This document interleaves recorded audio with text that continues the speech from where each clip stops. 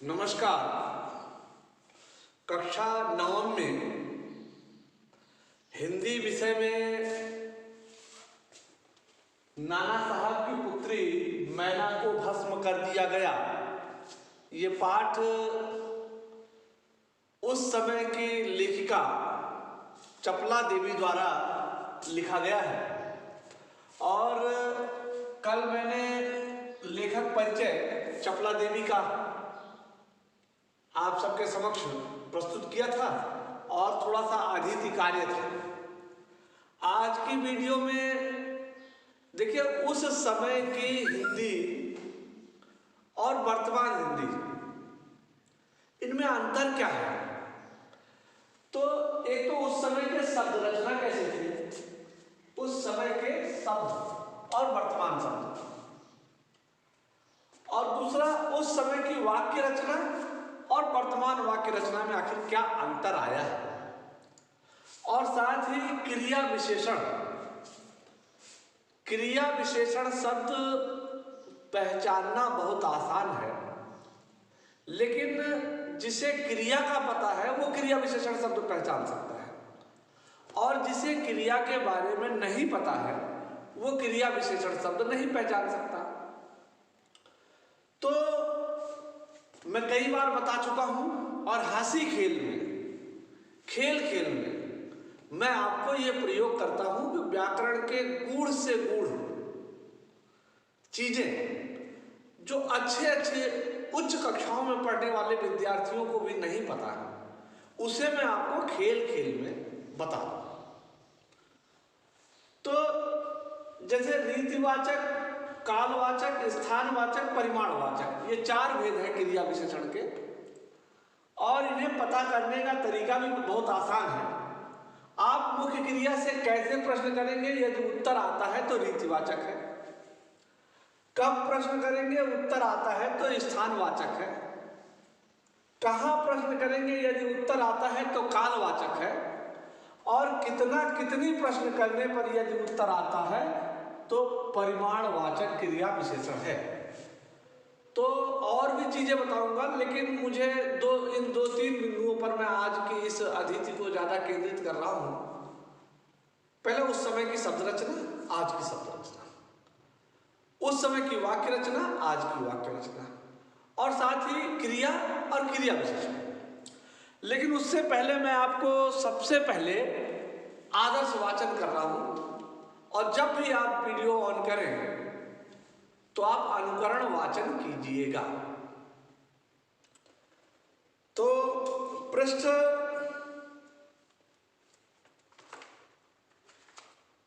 51 पर नीचे से पहला अनुच्छेद, उस बालिका ने, ये यहीं से का अध्यापन कार्य है। और पृष्ठ 53 पर मैना का पता नहीं लगा, यहां तक। तो पहले आदर्श वाचन, उस बालिका ने बरामदे में खड़ी होकर अंग्रेज सेनापति को गोले बरसाने से मना किया। उसका करुणापूर्ण मुख और अल्प वयस देखकर सेनापति को भी उस पर कुछ दया आ गई।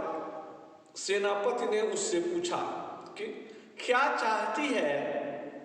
बालिका ने शुद्ध अंग्रेजी भाषा में उत्तर दिया, क्या आप कृपा कर इस महल की रक्षा करेंगे? क्या आप कृपा कर इस महल की रक्षा करेंगे? सेनापति, क्यों, तुम्हारा इसमें क्या उद्देश्य है? बालिका, आप ही बताइए कि यह मकान गिराने में आपका क्या उद्देश्य है? सेनापति, यह मकान विद्रोहियों के नेता नाना साहब का वास स्थान था। सरकार ने इसे विध्वंस कर देने की आज्ञा दी है। बालिका, आपके विरुद्ध जिन्होंने शस्त्र उठाए थे वे दोषी हैं, पर इस जड़ पदार्थ मकान ने आपका क्या अपराध किया है? मेरा उद्देश्य इतना ही है कि यह स्थान मुझे बहुत प्रिय है, इसी से मैं प्रार्थना करती हूं कि इस मकान की रक्षा कीजिए। सेनापति ने दुख प्रकट करते हुए कहा कि कर्तव्य के अनुरोध से मुझे यह मकान गिराना ही होगा। इस पर बालिका ने अपना परिचय बताते हुए कहा कि मैं जानती हूँ कि आप जनरल हे हैं। आपकी प्यारी कन्या मेरी में और मुझ में बहुत प्रेम संबंध था। कई वर्ष पूर्व मेरे पास बराबर आती थी और मुझे हृदय से चाहती थी। उस समय आप भी हमारे यहाँ आते थे और मुझे अपनी पुत्री के ही समान प्यार करते थे। मालूम होता है कि आप वे सब बातें भूल गए हैं। मेरी की मृत्यु से मैं बहुत दुखी हुई थी। उसकी एक चिट्ठी मेरे पास अब तक है। यह सुनकर सेनापति के होश उड़ गए। उसे बड़ा आश्चर्य हुआ और फिर उसने उस बालिका को भी पहचाना और कहा, अरे यह तो नाना साहब की कन्या मैना है। सेनापति हे कुछ क्षण ठहर कर बोले, मैंने तुम्हें पहचाना कि तुम मेरी पुत्री की सहचरी हो, किंतु मैं जिस सरकार का नौकर हूँ उसकी आज्ञा नहीं टाल सकता, तो भी मैं तुम्हारी रक्षा का प्रयत्न करूँगा। इसी समय प्रधान सेनापति जनरल आउटरम भी वहां आ पहुंचे और उन्होंने बिगड़कर सेनापति हे से कहा, नाना का महल अभी तक ठोप से क्यों नहीं उड़ाया गया? सेनापति हे ने विनय पूर्वक कहा, मैं इसी फिक्र में हूं, किंतु आपसे एक निवेदन है, क्या किसी तरह नाना का महल बच सकता है? जनरल आउटरम, गवर्नर जनरल की आज्ञा के बिना यह संभव नहीं है। नाना साहब पर अंग्रेजों का बहुत क्रोध है। नाना साहब के वंश या महल पर दया दिखाना असंभव है। सेनापति है तो लॉर्ड लेनिन गवर्नर जनरल को इस विषय का एक तार देना चाहिए। आउटरम, आखिर आप ऐसा क्यों चाहते हैं? हम यह महल विध्वंस किए बिना और नाना की लड़की को गिरफ्तार किए बिना नहीं छोड़ सकते। सेनापति हे मन में दुखी होकर वहां से चला गया। उसके बाद जनरल आउटरम ने नाना का महल फिर से घेर लिया। महल का फाटक तोड़कर अंग्रेज सेनापति भीतर घुस गए और मैना को खोजने लगे, किंतु आश्चर्य है कि सारे महल का कोना कोना खोज डाला पर मैना का पता नहीं लगा। तो ये आज की अतिथि का हिस्सा है। आज यहाँ तक हमें पढ़ना है।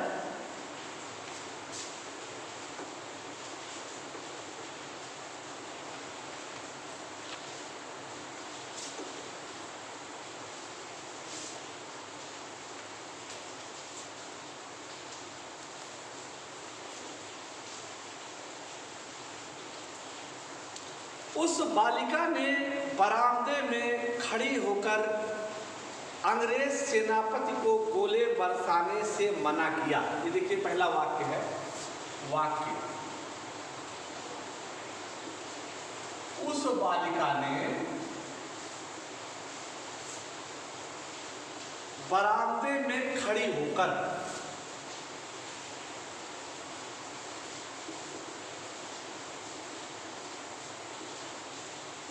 सेनापति को गोले बरसाने से मना किया।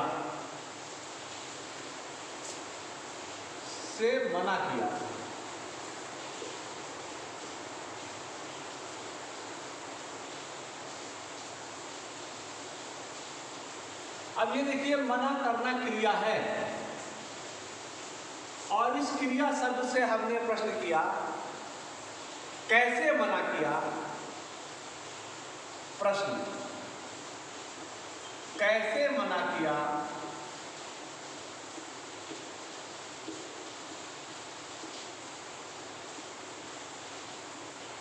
खड़ी होकर।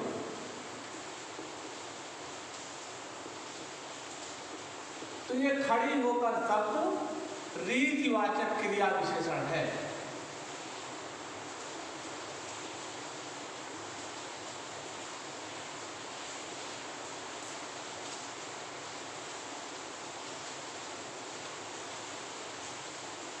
अंग्रेज, देखिए ये उस समय शब्द अंग्रेज चलता था,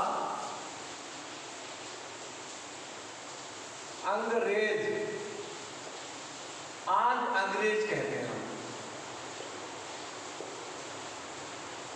तो अंग्रेज सेनापति को गोले बरसाने से मना किया। उसका करुणापूर्ण मुख और अल्प वयस्क देखकर सेनापति को भी उस पर कुछ दया आ गई। अब ये वाक्य देखिए, उसका करुणापूर्ण मुख, उसका करुणापूर्ण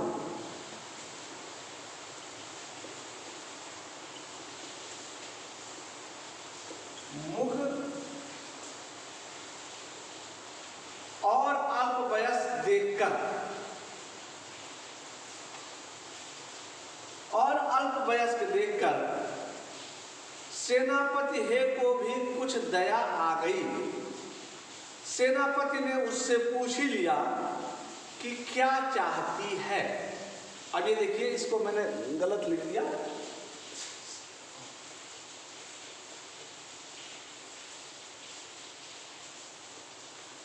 अब जैसे वाक्य है, सेनापति हे ने उससे पूछा कि क्या चाहती है।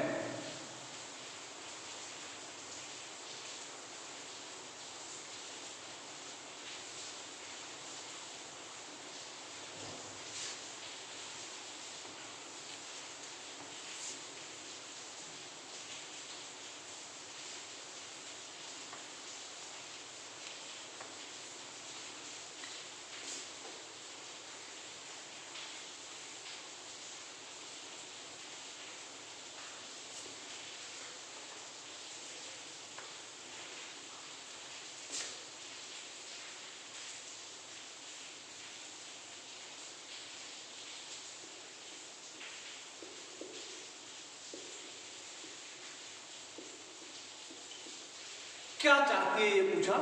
आज पूछते अगर तो पूछते क्या चाहती हो, क्या चाहती हो, ये अंतर है। क्वेश्चन मार्क यहां भी होगा।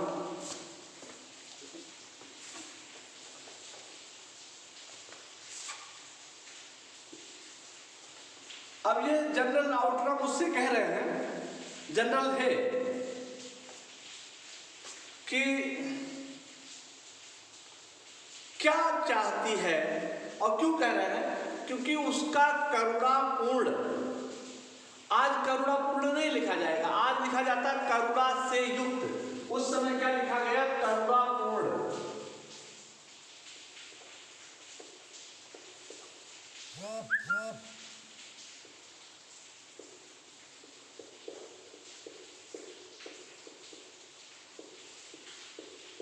तो उसका मुख जो है वो करुणा से युक्त था, और वह अल्पवयस्क थी। तो उसे अल्पवयस्क देखकर, अब देखो अल्पवयस्क,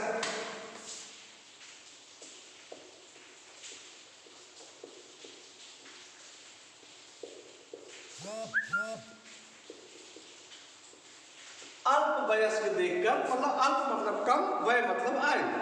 सेनापति ने उससे पूछा कि क्या चाहती है, और सेनापति को उस पर कुछ दया आ गई। उसने पूछा क्या चाहती है। बालिका ने शुद्ध अंग्रेजी भाषा में उत्तर दिया, क्या आप कृपा कर इस महल की रक्षा करेंगे। वाक्य रचना देखिए, ये एक था, दूसरा क्या आप कृपा कर इस महल की रक्षा करेंगे।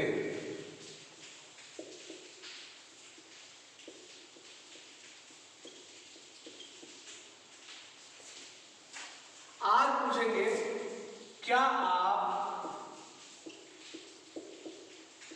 इस महल की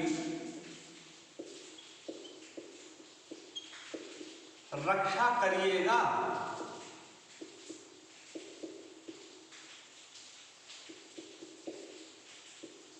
ये अंतर देखिए भाषा का। अब ये कृपा कर, कृपा कर, क्या प्रश्न भी लगा हुआ है, और कृपा कर क्या आप इस महल की रक्षा करेंगे, क्या आप इस महल की रक्षा करिएगा। अब ये करिएगा कह करके इसमें कृपया शब्द एक तरह से खुद जुड़ गया।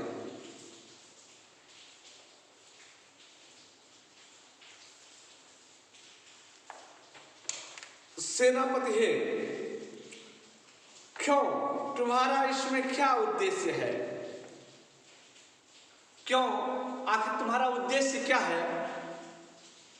बालिका कहती है आप ही बताइए कि यह मकान गिराने में आपका क्या उद्देश्य है। सेनापति, यह मकान विद्रोहियों के नेता नाना साहब का वास स्थान है। अब देखिए वास स्थान,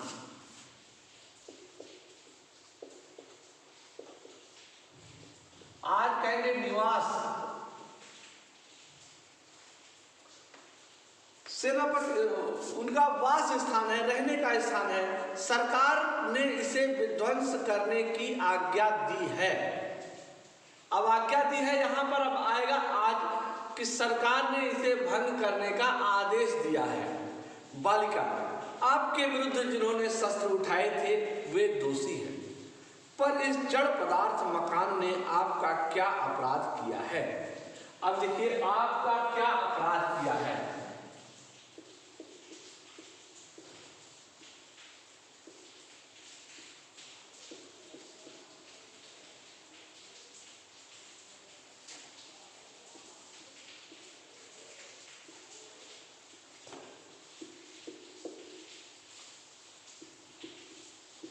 आपका क्या बिगाड़ा है, आ जाएगा आपका क्या बिगाड़ा है।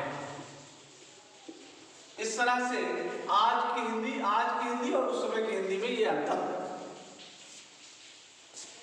मेरा उद्देश्य इतना ही है कि यह स्थान मुझे बहुत प्रिय है, इसी से मैं प्रार्थना करती हूं कि इस मकान की रक्षा कीजिए। सेनापति हे ने दुख प्रकट करते हुए कहा कि कर्तव्य के अनुरोध से मुझे यह मकान गिराना ही होगा। पर उस बालिका ने अपना परिचय देते हुए कहा, मैं जानती हूं कि आप जनरल हे हैं, आपकी प्यारी कन्या मेरी में और मुझ में बहुत प्रेम संबंध था। देखिए आपकी प्यारी कन्या,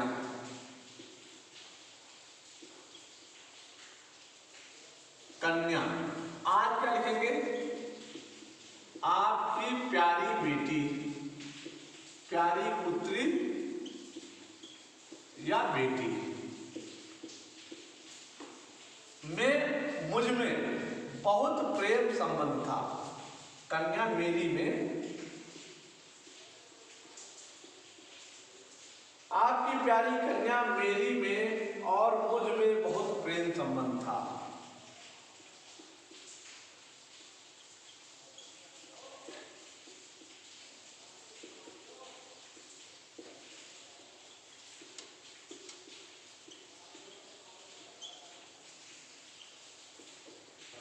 आपकी प्यारी पुत्री बेटी मेरी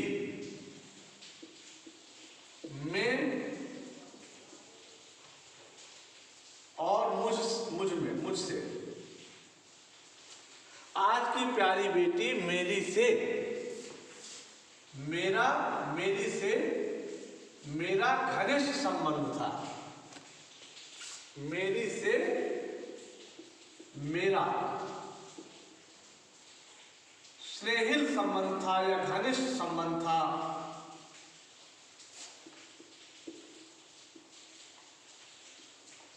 इस तरह का आज की वाक्य रचना बनेगी। और मुझे हृदय से चाहती, क्या कई वर्ष पूर्व मेरे पास बराबर आती थी और मुझे हृदय से चाहती थी। उस समय आप भी हमारे यहाँ आते थे और मुझे अपनी पुत्री के समान प्यार करते थे। मालूम होता है कि वे सब बातें आप भूल गए हैं। मेरी की मृत्यु से मैं बहुत दुखी हुई थी। उसकी एक चिट्ठी मेरे पास अब तक रखी हुई है।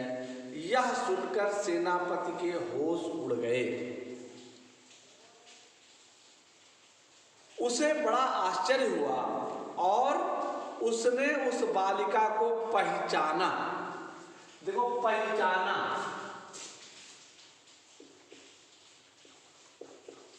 आज बोले तो पहचाना।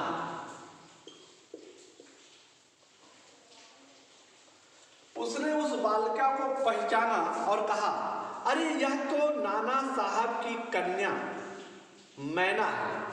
अब यहां कन्या लिखा है, वैसे कन्या नहीं होता, आजकल कन्या ना लिख के पुत्री लिखते हैं। कन्या, पुत्री या बेटी, मैना है।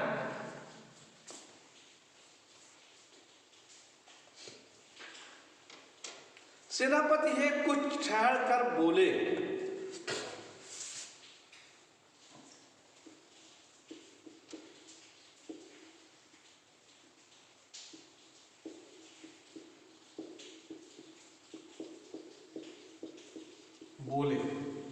प्रश्न 1, कैसे बोले?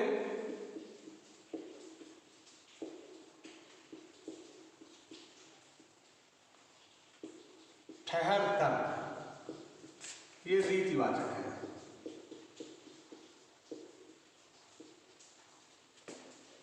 प्रश्न 2, कब बोले?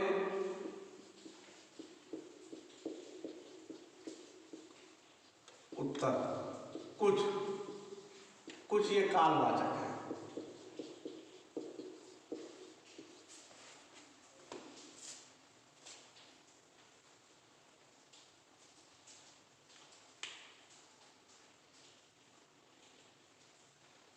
मैंने तुम्हें पहचाना कि तुम मेरी पुत्री मेरी की सहचरी हो। सहचरी, आजकल सहचरी नहीं बोलते,